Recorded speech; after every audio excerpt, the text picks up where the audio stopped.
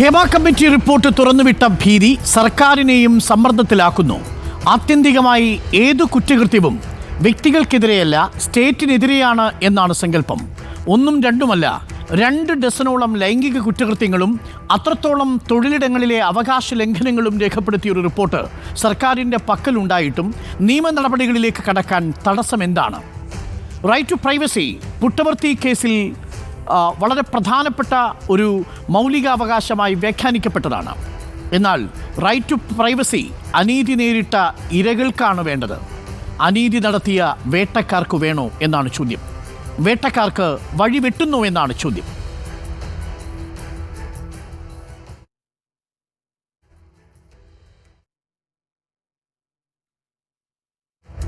നമുക്കൊപ്പം ആദ്യം ഒരു അതിജീവിത ചേരുന്നു. അതിനുശേഷം നമുക്ക് അതിഥികളിലേക്ക് പോകാം.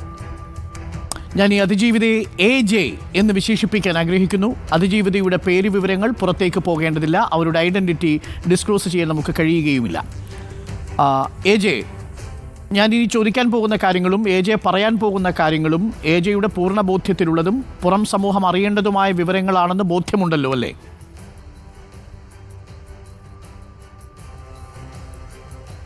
കേൾക്കുന്നുണ്ടോ ഞാൻ പറയുന്നത്? ഞാൻ കേൾക്കുന്നുണ്ട്. ഓക്കെ. ഈ ശബ്ദം കൊണ്ട് പോലും അതിജീവിതയെ തിരിച്ചറിയാൻ ഒരുപക്ഷെ അതിജീവിതയുടെ സുഹൃത്തുക്കൾക്ക് കഴിയും.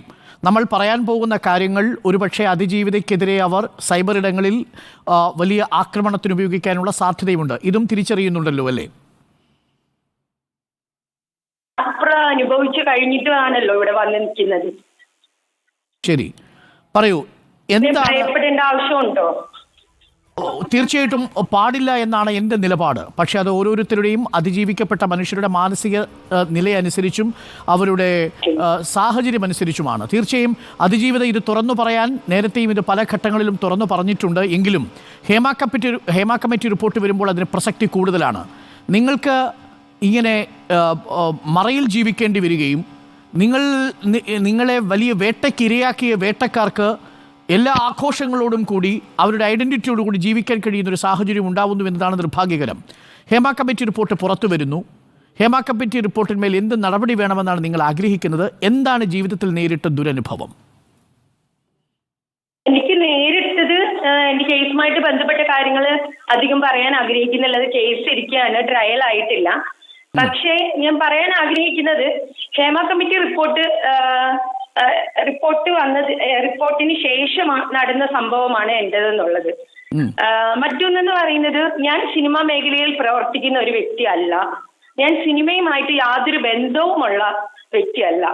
ഞാൻ പുറത്തുള്ള വളരെ സാധാരണക്കാരിയായിട്ടുള്ള ഒരു സ്ത്രീയാണ്.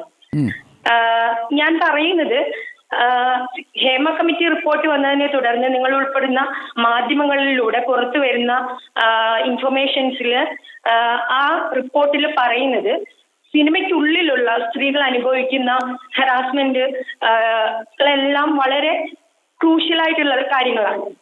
അപ്പോൾ ഞാൻ പറയുന്നത്, സിനിമയ്ക്ക് പുറത്തുള്ള സ്ത്രീകളെ ഉള്ളിൽ ഇവർക്ക് കിട്ടുന്ന പവറും പ്രിവിലേജും വെച്ചിട്ട് കൃത്യമായി ഇരയാക്കുന്നുണ്ട്. അതിൽ അവർക്ക് സോഷ്യൽ പ്രിവിലേജ് ഇല്ലാത്തത് കൊണ്ടാവാം, എക്കണോമിക്കൽ പ്രിവിലേജ് ഇല്ലാത്തത് കൊണ്ടാവാം, പല കാരണത്താലും. അത് മാത്രമല്ല, ഒരു റേപ്പ് നേരിടുന്ന ഒരു കോമൺ വുമൻ അവർ നേരിടുന്ന കോംപ്ലക്സ് ആയിട്ടുള്ള PTSD, ഡിപ്രഷൻ, അവർ നേരിടുന്ന എല്ലാ പ്രശ്നങ്ങളും കാരണം എത്രത്തോളം അതിജീവിച്ച് പുറത്തേക്ക് അവർക്ക് ശബ്ദിക്കാൻ കഴിയണമെന്നില്ല. ഞാൻ പോലും റേപ്പിന് ശേഷം 2 വർഷമാണ് എന്നെ ഒപ്രസ് ചെയ്ത് വെച്ചത്. 2 വർഷത്തിന് ശേഷമാണ് എനിക്ക് പുറത്തേക്ക് വരാൻ കഴിഞ്ഞത്. 2 വർഷത്തിന് ശേഷം ഞാൻ ആദ്യമായിട്ട് പുറത്ത് വന്ന് കേസ് ഫയൽ ചെയ്തു. ആ കേസ് ഫയൽ ചെയ്യാൻ വേണ്ടിയിട്ട് എനിക്ക് കഴിഞ്ഞത് WCC വഴിയാണ്.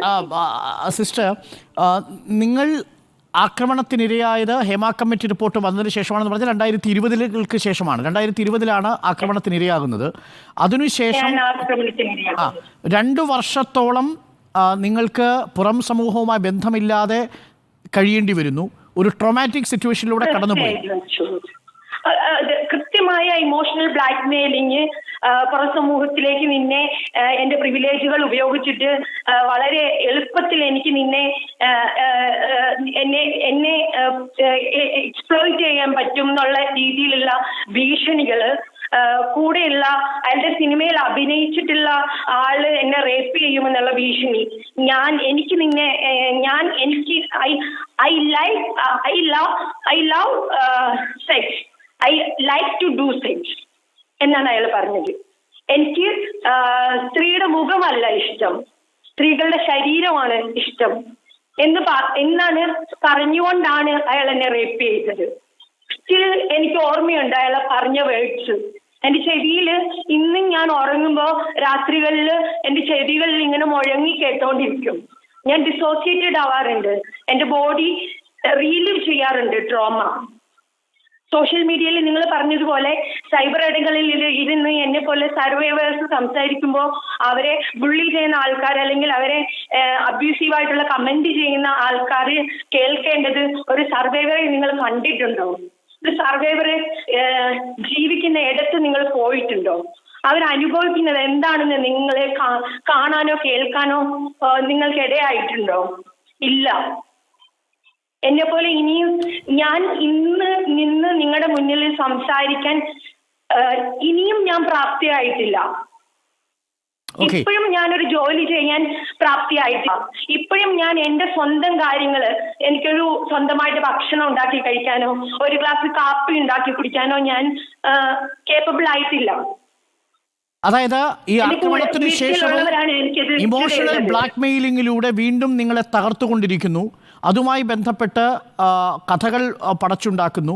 അത് ആക്രമണം ഒരു തവണയല്ല പലതവണ നേരിടേണ്ടി വരുന്ന ഒരു അതിജീവിതയായി നിങ്ങൾ മാറുന്നു അല്ലേ? നിരന്തരം പറഞ്ഞുകൊണ്ടിരിക്കുകയാണ്. ഈ ഇൻഡസ്ട്രിയിൽ ആദ്യമായി സിനിമ ചെയ്യുന്ന ആളാണ് അയാള്. അയാൾ പറയുന്നത്, അയാളെന്നല്ല അവനെന്ന് തന്നെ വിളിക്കണം, അവൻ പറയുന്നത് ഈ ഇൻഡസ്ട്രിയിലെ സ്ത്രീകൾ മുഴുവൻ അതായത് എന്താ പറയുന്നത്, അവര് മോശക്കാരാണ്, സ്ത്രീകളൊക്കെ മോശക്കാരാണ്, എല്ലാ സ്ത്രീകളും മോശക്കാരാണ്, പേരെടുത്ത് കൃത്യമായിട്ട് പറയൂ. അപ്പോ WCCയിലെ എല്ലാ സ്ത്രീകളും മോശക്കാരികളാണ്. അവൻ കൃത്യമായി ഇങ്ങനെയാണ് പറയുന്നത്, അവരുടെ കൂടെ പോയിട്ടുണ്ട്, ഇവരുടെ കൂടെ പോയിട്ടുണ്ട്, അങ്ങനെയുള്ളവരാണ്. അപ്പൊ നീ ആരുടെ അടുത്ത് പോയി സംസാരിച്ചിട്ടും ഒന്നും സംഭവിക്കാൻ പോകുന്നില്ല. നിനക്ക് എവിടെ നിന്നിട്ടും എന്നെ ഒന്നും ചെയ്യാൻ പറ്റത്തില്ല. എന്റെ സിനിമ പ്രൊഡ്യൂസ് ചെയ്യുന്നത് വലിയൊരു നടനാണ്, എന്റെ സിനിമയിൽ അഭിനയിക്കുന്നത് മലയാള സിനിമയിലെ വലിയ നടനാണ്, നിനക്ക് എന്ത് ചെയ്യാൻ പറ്റും എന്നെ എന്ന് പറയുന്നു. അവസാന ഘട്ടങ്ങളിൽ ഞാൻ എന്നെ കൊണ്ട് സ്വയം സൂയിസൈഡ് ചെയ്യിപ്പിക്കും എന്ന് പറഞ്ഞു. അതിന് അത്തരം രീതിയിൽ എന്നെ ബ്ലാക്ക്മെയിൽ ചെയ്യാൻ തുടങ്ങി. അതിനുശേഷം അവസാനം എനിക്ക് സൂയിസൈഡ് ചെയ്യാൻ പറ്റില്ല. സൂയിസൈഡ് ചെയ്ത് എവിടെയെങ്കിലും ഞാൻ നരകിച്ച് മരിച്ചു പോയാലും എവിടെയെങ്കിലും ഞാൻ ചത്ത് കിടന്നു കഴിഞ്ഞാൽ ഒരു എലിയെ തൂക്കിയിടുന്നത് പോലെ എന്നെ കൊണ്ടുപോകുമ്പോ നിങ്ങൾ എല്ലാവരും ഒച്ചത്തില് പറയും റേപ്പ് ചെയ്യപ്പെട്ട് പെൺകുട്ടി മരിച്ചു എന്ന്. എനിക്ക് അത്തരത്തില് എന്റെ അമ്മ കേൾക്കാൻ, എന്റെ പ്രിയപ്പെട്ടവർ കേൾക്കാൻ ഞാൻ ആഗ്രഹിക്കാത്തത് കൊണ്ട് ഞാൻ പിടിച്ചു നിന്നു, കടിച്ചമർത്തി നിന്നു, എല്ലാം സഹിച്ച് ഒരു മുറിക്കുള്ളില് ഒരു ബ്ലാങ്കറ്റിനുള്ളിൽ ഇരുട്ടിനെ വെളിച്ചത്തിനെ പേടിച്ചിട്ട് സ്വന്തം ശരീരത്തെ ഭയന്ന് ചുറ്റിനുള്ള ആൾക്കാരെ പേടിച്ചിട്ട് ഞാൻ 2 വർഷം ജീവിച്ചു ഇത്രയും വലിയൊരു പാൻഡമിക്കിനിടയിൽ. അയാളിപ്പോഴും പുറത്ത് ആഘോഷങ്ങളിലും നേട്ടങ്ങളിലും കഴിയുന്നു. അയാളുടെ വീടിനുള്ളിൽ അയാൾക്ക് കൃത്യമായിട്ട് അവന് ഭക്ഷണം വിളമ്പി കൊടുക്കുന്ന അവന്റെ മാതാപിതാക്കൾ ഉൾപ്പെടെയുള്ളവരോട് ഇപ്പൊ കാണുന്നുണ്ടെങ്കിൽ അവനെ സപ്പോർട്ട് ചെയ്ത പ്രസ് മീറ്റിംഗിൽ അവൻ അപ്പുറവും ഇപ്പുറവും ഇരുന്ന് സംസാരിച്ച ആൾക്കാരോടൊക്കെ എനിക്ക് പറയാനുള്ളത് ഒന്ന് മാത്രമേ ഉള്ളൂ. നിങ്ങൾ അബ്യൂസേഴ്സിനൊപ്പമാണെന്നുണ്ടെങ്കിൽ നിങ്ങളുടെ വീട്ടിനുള്ളിലുള്ള ഒരു സ്ത്രീക്ക് റേപ്പ് നേരിട്ടാൽ അവളെ നിങ്ങൾ തള്ളിപ്പറയും. അതായത് നിങ്ങളെ ആക്രമിച്ച വേട്ടക്കാരൻ ഇപ്പോഴും ഇരകളെ തേടി നടക്കുന്നുണ്ടാവാം അല്ലേ? ഇരകളെ തേടി നടക്കുന്നുണ്ട്, സ്റ്റിൽ ഇപ്പോഴും ഇരകളെ തേടി നടക്കുന്നുണ്ട്.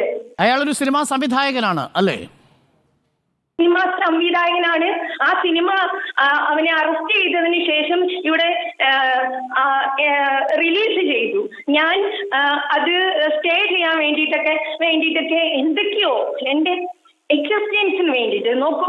ഒരു സർവൈവറെ സംബന്ധിച്ചിടത്തോളം റേപ്പിസ്റ്റ് ജീവിച്ചിരിക്കുന്ന സമൂഹത്തിലാണ് ഞാൻ ജീവിച്ചിരിക്കുന്നതെന്ന് തിരിച്ചറിയുമ്പോൾ തന്നെ തളർന്നു പോകും. അത് തന്നെ വലിയൊരു ട്രോമയാണ്. നേട്ടങ്ങൾ സ്വന്തമാക്കി റേപ്പിസ്റ്റ് വലിയ താരമായി നിൽക്കുകയും ആ റേപ്പ് ചെയ്യപ്പെട്ട ഇരയ്ക്ക് പുറത്തു വരാൻ കഴിയാതെ ബ്ലാങ്കറ്റിനുള്ളിൽ ഒളിച്ചിരിക്കേണ്ടി വരികയും ചെയ്യുന്ന സാഹചര്യം ഉണ്ടാവുന്നു അല്ലേ? ഇന്നെന്ന് പറയാനുള്ളത്, അബ്ദീസർ പ്രസ് മീറ്റിംഗിൽ വന്നിരുന്ന് WCCയുടെ ക്രെഡിബിലിറ്റി ചോദ്യം ചെയ്യുന്നത് എനിക്ക് അംഗീകരിക്കാൻ കഴിയുന്നില്ല. WCC എന്ന് പറയുന്ന ഒരു സംഘടന, അവരുടെ സഹപ്രവർത്തകയല്ല ഞാൻ പുറത്തുള്ളൊരു കുട്ടിയാണ്.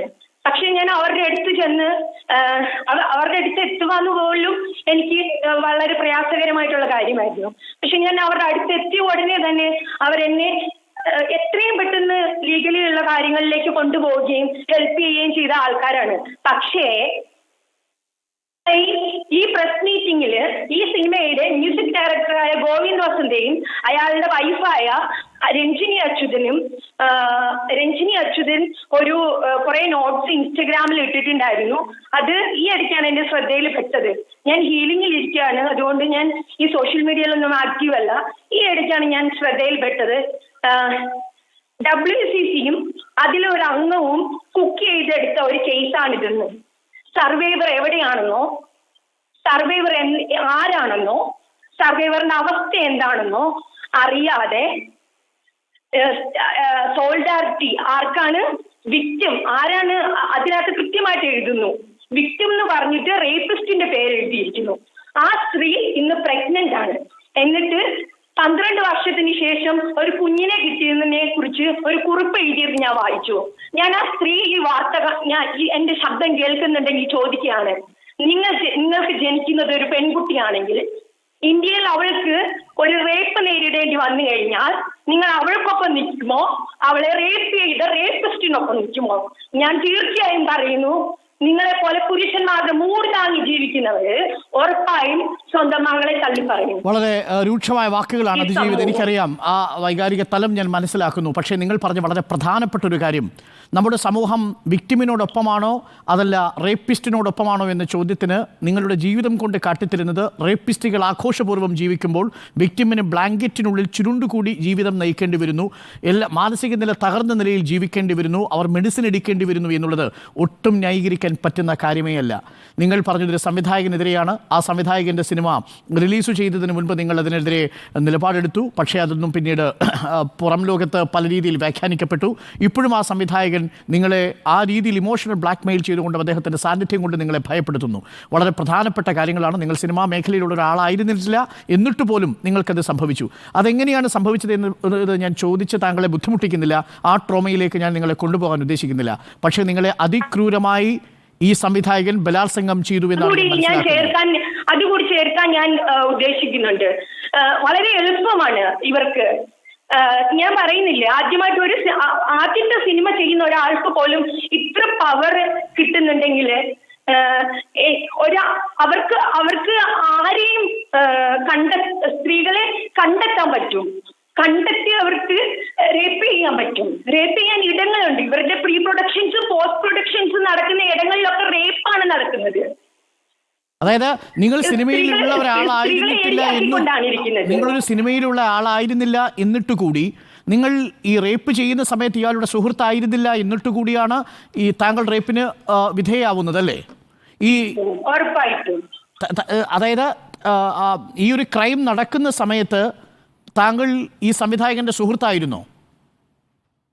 സുഹൃത്തുമല്ല, ഞാൻ ഇയാളുടെ സിനിമ അസിസ്റ്റ് ചെയ്തിട്ടുമില്ല.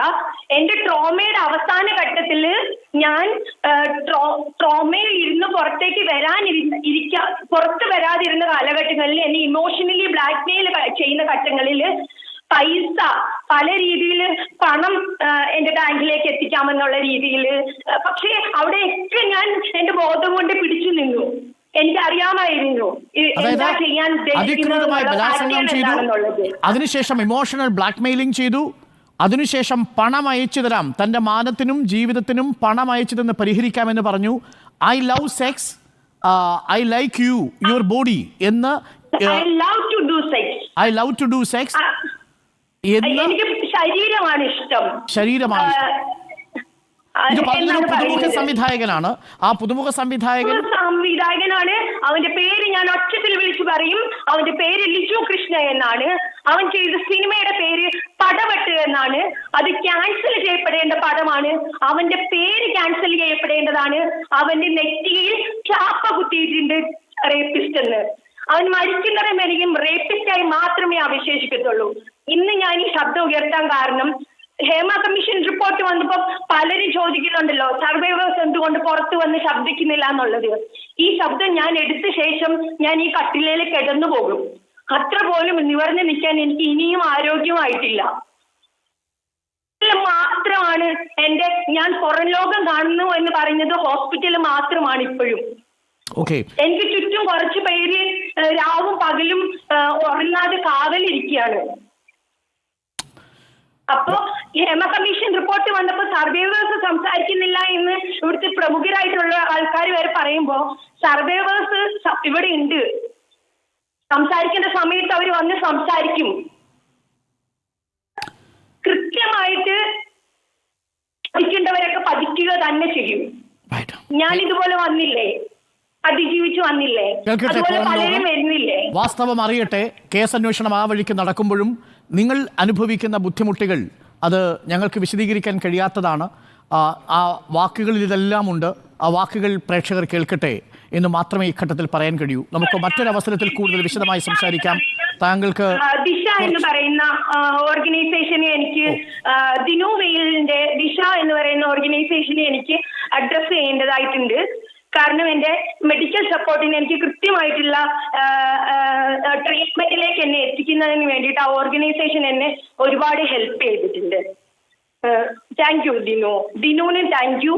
ആൻഡ് WCC എൻ്റെ ഏറ്റവും പ്രിയപ്പെട്ട സ്ത്രീകൾക്കും എൻ്റെ ഏറ്റവും പ്രിയപ്പെട്ട സംഘടനയ്ക്കും I am grateful. Love you all. നിങ്ങൾ കരുത്തോടുകൂടി ഇരിക്കണം. തുറന്നും ഈ ശബ്ദങ്ങൾ ഉണ്ടാവണം. ഈ റേപ്പിസ്റ്റുകൾക്കൊപ്പം നിൽക്കുന്ന ഒരു ലോകം നമ്മുടെ പെൺകുഞ്ഞുങ്ങൾക്ക് സുരക്ഷിതമല്ല. നിങ്ങളുടെ ഈ ശബ്ദത്തെ ഞങ്ങൾ മാനിക്കുന്നു. ആ ശബ്ദത്തിന് വേണ്ടത്ര പ്രാധാന്യം നൽകുകയും ചെയ്യുന്നു. ഞാൻ ഒരിക്കലും ആ സംഭവത്തിൻ്റെ വിശദീകരണം നിങ്ങളോട് ആവശ്യപ്പെടാത്തത് അതും വീണ്ടും ഒരു മെൻ്റൽ ട്രോമയിലേക്ക് പോകുമെന്നുള്ളത് കൊണ്ടാണ്. അതും മാത്രവുമല്ല, നമുക്കാവശ്യം നിങ്ങളുടെ ഈ ശബ്ദമാണ്. നിങ്ങളുടെ അനുഭവം എന്താണെന്ന് ഇതിനകം തന്നെ ബോധ്യപ്പെട്ട് കഴിഞ്ഞിരിക്കുന്നു. Thank you AJ. Thank you. Thanks.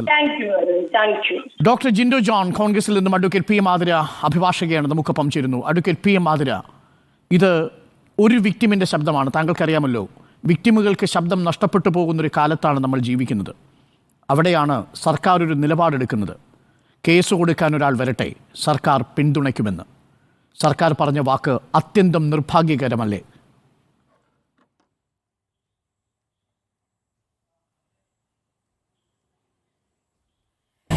നേരത്തെ കേട്ട ശബ്ദത്തിൻ്റെ ഉടമയെ എനിക്കും പരിചയമുള്ള ആൾ തന്നെയാണ്. അവരുടെ വെയിറ്റ് മാത്രം ഈ ഇൻസിഡൻറ്റിന് ശേഷം കുറഞ്ഞത് 30-35 കിലോ ഭാരത്തിൽ മാത്രം വ്യത്യാസം വന്നിട്ടുള്ളൊരു പെൺകുട്ടിയാണത്. ഇപ്പോൾ അണ്ടർ വെയിറ്റാണ്, 20 കിലോ കണ്ടാണ് വെയിറ്റ് ഉള്ളത്. എണീറ്റ് നിൽക്കാൻ, ഒരു ചിത്രം വരയ്ക്കാനുള്ള ഒരു വരയ്ക്കാൻ പോലും കഴിയാത്ത വിധം ട്രോമയിലൂടെ കടന്നു പോയിട്ടുള്ള ആളാണ്. ഈ സർക്കാർ പറഞ്ഞ നിലപാട് സംബന്ധിച്ചിലേക്ക് പോകുന്നതിന് മുമ്പേ ഈ കമ്മീഷൻ്റെ മുമ്പാകെ, ഈ കമ്മിറ്റിയുടെ മുമ്പാകെ വെളിപ്പെടുത്താൻ ആഗ്രഹിക്കുന്ന ആളുകൾ വരണമെന്നുള്ള പത്രപരസ്യത്തോട് പ്രതികരിച്ചവർ വളരെ വളരെ കുറവായിരുന്നു. കാരണം അതിൻ്റെ മുൻപിൽ വരാനും പറയാൻ പോലും അവർ സന്നദ്ധരായിരുന്നില്ല. അതിനുശേഷം WCC ഉൾപ്പെടെ എടുത്തിട്ടുള്ള ഒരു എഫേർട്ടുണ്ട്. അവരുടെ കോൺഫിഡൻഷ്യാലിറ്റി മെയിൻറ്റെയിൻ ചെയ്യും എന്നുള്ളതാണ് WCC ആയാലും അതുപോലെ തന്നെ ഹേമ കമ്മിറ്റിയിലുള്ള ആളുകളായാലും അവർക്ക് കൊടുത്തിട്ടുള്ള ഉറപ്പ്. ആ ഉറപ്പിൻ്റെ മീതെ മാത്രം ആണ് അവർ ആ സംഭവങ്ങൾ പറയാൻ സന്നദ്ധമായിട്ടുള്ളത്. ഇവിടെ നേരത്തെ സംസാരിച്ച പെൺകുട്ടിയുടെ ശബ്ദം, അവർ ലീഗൽ വഴികളിലൂടെ നടന്നുകൊണ്ടിരിക്കുന്ന ഒരാളാണ്. അതുപോലെ പോലും അല്ല, ഈ കാര്യങ്ങൾ പുറം ലോകം അറിഞ്ഞാൽ എൻ്റെ വ്യക്തിജീവിതം എന്തായിരിക്കും, എൻ്റെ സ്വകാര്യ ജീവിതത്തിലെ സ്വകാര്യത, എൻ്റെ കരിയർ, എൻ്റെ സാമൂഹ്യ ജീവിതം, ഇതൊക്കെ എത്രമാത്രം അപകടത്തിൽ പെടുമെന്നുള്ള ആശങ്ക ഈ മൊഴി കൊടുത്ത എല്ലാ സ്ത്രീകൾക്കുണ്ട്. ആ സ്ത്രീകളുടെ സ്വകാര്യതയെ മാനിക്കണമെന്ന് തന്നെയാണ് ഞാൻ കരുതുന്നത്. രണ്ടാമത്, സർക്കാരിനെ സംബന്ധിച്ചിടത്തോളം പരാതി ഈ റൈറ്റ് ടു പ്രൈവസി എന്നുള്ളത് ഇരകൾക്കുള്ളതാണ്, വേട്ടക്കാർക്കുള്ളതല്ലല്ലോ. ആ റൈറ്റ് ടു പ്രൈവസി സംരക്ഷിക്കുന്നതിൻ്റെ ഭാഗമായി കേസന്വേഷണം നടത്തുന്നതിന് എന്താണ് തടസ്സം? അതാണ് എൻ്റെ ചോദ്യം. പ്രൈവസി സംരക്ഷിച്ചുകൊണ്ട് കേസ് അന്വേഷിക്കാൻ കഴിയില്ലേ അഡ്വക്കേറ്റ് പി എം ആതിര?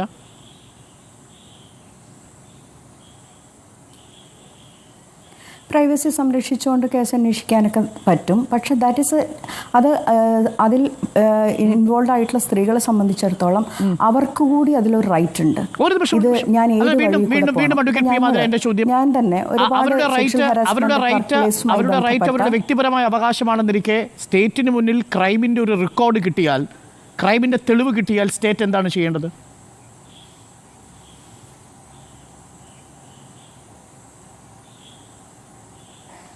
സ്റ്റേറ്റിൻ്റെ മുന്നിൽ ഇത്തരത്തിലുള്ള ഒരു ക്രൈം പോക്സോ നിയമവുമായി ബന്ധപ്പെട്ട് കിട്ടിക്കഴിഞ്ഞാൽ ആരാണോ വിവരം ആദ്യം അറിഞ്ഞത് അവർ പോലീസിൽ റിപ്പോർട്ട് ചെയ്യണം. അതൊരു അഡൾട്ട് ആണെങ്കിൽ ആ അഡൾട്ടിന്റെ കൺസെന്റ് കൂടി അതിനകത്ത് ഉണ്ടോ, അവർ ലീഗൽ ഫൈറ്റ് ആഗ്രഹിക്കുന്നുണ്ടോ പരിശോധിക്കണം. അഡൾട്ട് ഫീമെയിൽ ആണെങ്കിൽ അവരോട് ഒരു പരാതിക്കാരി ആവാൻ അവർ നോക്കൂ. അഡ്വക്കേറ്റ് പി എം ആതിര, ഒരാൾ പീഡിപ്പിക്കപ്പെടുന്നു എന്നതിൻ്റെ, സഭ്യമല്ലാത്ത രീതിയിൽ സംസാരിക്കുന്നതിൻ്റെ, ആ പെൺകുട്ടിയുടെ മൊഡസ്റ്റിയെ ചോദ്യം ചെയ്യുന്നതിൻ്റെ ഭാഗമായിട്ടുള്ള തെളിവ് സർക്കാരിൻ്റെ കമ്മിറ്റിയുടെ കയ്യിലുണ്ട്, അത് സർക്കാരിൻ്റെ പക്കലുണ്ട്. അപ്പോൾ that's a crime. Outraging the modesty of women എന്നോ അതല്ലെങ്കിൽ ഭാരതീയ ന്യായ സംഹിതയിലെ സെക്ഷൻ പ്രകാരം ലൈംഗിക അതിക്രമം നടത്തിയെന്നോ, വാക്കുകൊണ്ടോ ചിത്രങ്ങൾ കൊണ്ടോ അബ്യൂസ് നടത്തിയിരിക്കുന്നു തൊഴിലിടത്തിൽ, പോഷ് ആക്ടിൻ്റെ പരിധിയിൽപ്പെടുന്നതാണ്. അങ്ങനൊരു തെളിവ് സർക്കാരിന് കിട്ടിയാൽ ഇരയുടെ ശബ്ദം കേൾക്കേണ്ടതുണ്ടോ FIR ഇടാൻ? അതാണ് എൻ്റെ ചോദ്യം. തീർച്ചയായും ഇപ്പോൾ പോഷ് ആക്ടിൻ്റെ ICയുടെ മുമ്പാകെയാണ് ഈ പരാതി വന്നതെങ്കിൽ പ്രിലിമിനറി എൻക്വയറിയുടെ ഭാഗമായിട്ട് നമ്മൾ പരാതിക്കാരിയോട് ചോദിക്കുന്നത് ഈ പരാതി പോലീസിലേക്ക് അയച്ച് പീനൽ ആക്ഷനിലേക്ക് പോകേണ്ടതുണ്ടെങ്കിൽ ആ പരാതിയുമായിട്ട് പറഞ്ഞതുപോലെ ഇതിൽ മൊഴി കൊടുത്ത ആളുകളോട് ചോദിക്കണം. അതായത് പ്രിലിമിനറി എൻക്വയറി നടത്തുക എന്നതാണ് ഈ സർക്കാരിന്റെ മുൻപിലുള്ള ഏറ്റവും സാധ്യമായ മാർഗം. ശരിയല്ലേ? അതെ, പ്രിലിമിനറി എൻക്വയറി എന്ന് പറയുന്നത് ഈ പോഷ് ആക്ടുമായിട്ട് ബന്ധപ്പെട്ടിട്ടാണ്.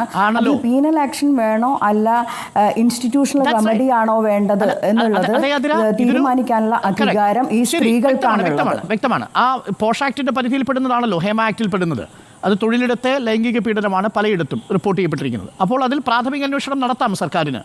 ആ പ്രാഥമിക അന്വേഷണമാണ് വേണ്ടെന്ന് വെച്ചിട്ട് കേസ് കൊടുക്കാൻ ഒരാൾ വരട്ടെ എന്നുള്ള സർക്കാരല്ല ഇതിന്റെ അല്ല പ്രാഥമിക അന്വേഷണത്തിൻ്റെ ഭാഗമായിട്ട് ഈ കമ്മിറ്റി പരാതിക്കാരിയോട് ചോദിക്കേണ്ടത്, നിങ്ങൾ ഇതിന്റെ ഒരു പീനൽ റെമഡി ആഗ്രഹിക്കുന്നുണ്ടെങ്കിൽ നമുക്ക് നിയമത്തിന് മുന്നിലേക്ക് പോകാം എന്നുള്ളതാണ്. ഈ കമ്മിറ്റിയുടെ ടേംസ് ഓഫ് റെഫറൻസ് ഈ കമ്മിറ്റിക്ക് ഒന്നും ചെയ്യാൻ വേണ്ടി പറ്റില്ല. അത് വേറെ കാര്യം. ഞാൻ ICയുടെ കാര്യമാണ് ഞാൻ പറഞ്ഞത്. ഈ കമ്മിറ്റിയുമായി ബന്ധപ്പെട്ടിട്ടില്ല. മാത്രമല്ല കമ്മിറ്റി ICയുമായി ശേഷം ഈ കമ്മിറ്റി റിപ്പോർട്ട് സബ്മിറ്റ് ചെയ്തിട്ട് എന്തൊക്കെ ചെയ്യാൻ വേണ്ടി പറ്റും എന്നുള്ളത് സർക്കാർ ആലോചിക്കേണ്ടതും തീരുമാനം എടുക്കേണ്ടതുമായിട്ടുള്ള കാര്യങ്ങളാണ്. അപ്പോൾ കമ്മിറ്റി പറയുന്ന കാര്യങ്ങളോടൊപ്പം ഒരു ക്രൈം അതിലുണ്ടെന്ന് സർക്കാരിന് ബോധ്യപ്പെട്ടാൽ, അതിലൊരു ക്രൈം ഉണ്ടെന്ന് സർക്കാരിന് ബോധ്യപ്പെട്ടാൽ, ഇതിൽ ക്രൈം ഉണ്ടെന്ന് എന്തായാലും മാതൃക്ക് ബോധ്യമാണല്ലോ അല്ലേ? ഈ പറഞ്ഞിരിക്കുന്ന തെളിവുകൾ പ്രകാരവും പുറത്തു വന്നിരിക്കുന്ന റിപ്പോർട്ട് പ്രകാരവും റിപ്പോർട്ട് വായിച്ച എല്ലാ ആളുകൾക്കും ബോധ്യമാണ്. അപ്പൊ ക്രൈം ഉണ്ടെങ്കിൽ എന്താണ് ചെയ്യുന്നത്? ക്രൈം ഉണ്ടെങ്കിൽ എന്താണ് ചെയ്യേണ്ടത്? ക്രൈം അവിടെയുണ്ട്. സെക്ഷൽ അബ്യൂസ് ആണെങ്കിൽ ഡിഫാക്ടോ കംപ്ലൈനന്റിനോട് ചോദിക്കേണ്ടതുണ്ട്. പോലീസ് ആക്ഷൻ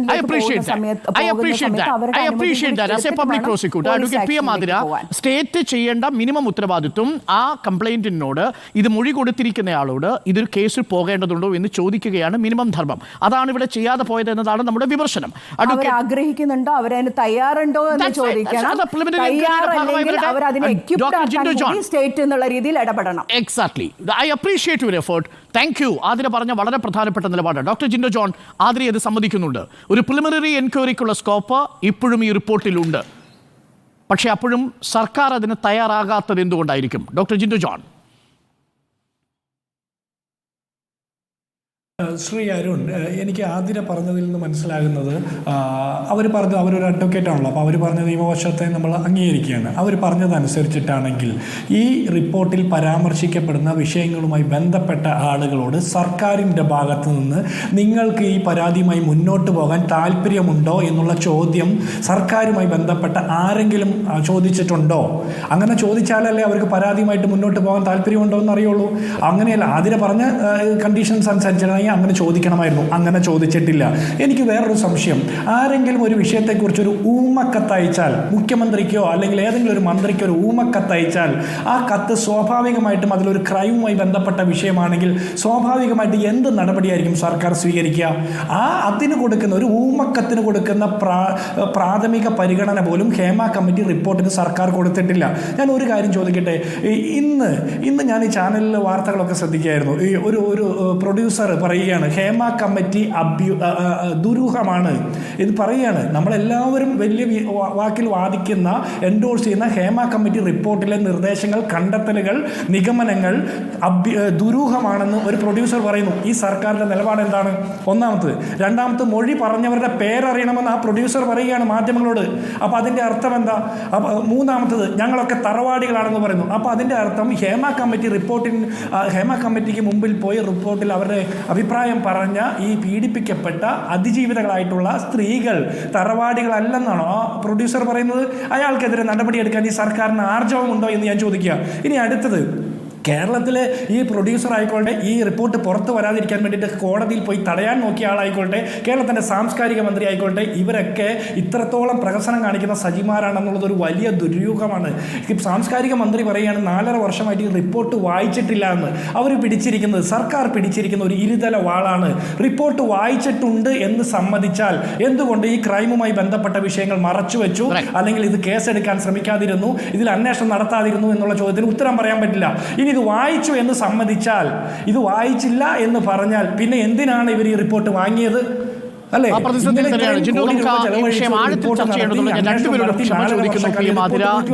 നമുക്കൊപ്പം അതിജീവിതം വന്ന് വളരെയധികം പ്രധാനപ്പെട്ട കാര്യങ്ങൾ ദീർഘനേരം വെളിപ്പെടുത്തിയത് കൊണ്ടാണ് നമുക്ക് തുടർ ചർച്ചയിലേക്ക് പോകാതിരുന്നത്. മാത്രമല്ല അടുത്ത ചർച്ചയും നമുക്ക് ഈ വിഷയവുമായി ബന്ധപ്പെട്ടാണ്. പി മാതിര പറഞ്ഞത് വളരെ പ്രധാനപ്പെട്ട ഒരു പോയിന്റാണ്. പ്രിലിമിനറി ഇൻവെസ്റ്റിഗേഷൻ നടത്തണം. ഇതിൽ ലൈംഗിക അതിക്രമം ഉൾപ്പെട്ടിട്ടുണ്ടെങ്കിൽ അത് സ്റ്റേറ്റിന്റെ ബാധ്യതയാണ് എന്നുള്ളത് ജിൻഡോ ജോൺ ചോദിച്ച ചോദ്യങ്ങളും പ്രസക്തമാണ്. നമുക്ക് തൽക്കാലം മറ്റൊരു അവസരത്തിൽ ഈ വിഷയം കൂടുതൽ ആഴത്തിൽ ചർച്ച ചെയ്യാം.